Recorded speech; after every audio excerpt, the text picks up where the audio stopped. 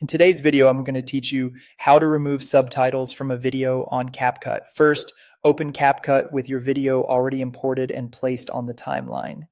This walkthrough assumes your video has captions visible either as auto-generated or manually added subtitles. Press play for a second to confirm you can see the text on the screen. Those subtitles are individual caption clips sitting above your main video track, and each line usually appears as its own small block on the timeline. To remove a subtitle, simply tap directly on the subtitle itself. You can do this either in the preview window or by tapping the caption clip on the timeline. Once it's selected, you'll notice it becomes highlighted and the editing options appear. Now look toward the bottom right of your screen for the delete button. Tap delete, and that specific subtitle disappears from your timeline and from the preview. This is the quickest and most straightforward way to get rid of any unwanted text. If you only want to remove certain lines, repeat that same tap and delete action for just those clips.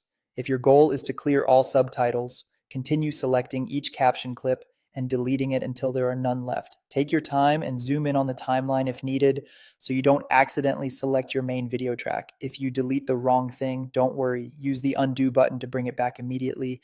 Also, if you don't see the delete option, double check that you've selected a subtitle clip, not the video itself.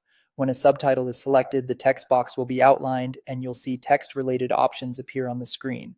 A quick note for peace of mind, removing subtitles in CapCut only deletes the text layer in your project. It does not change or overwrite your original video file outside the app. You can always re-add captions later if you need them, but once you delete a specific caption clip in this project, it won't show up in your final export unless you undo that action or add it back.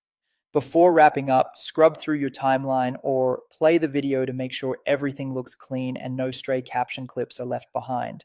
If everything looks good, you're ready to export your video as usual.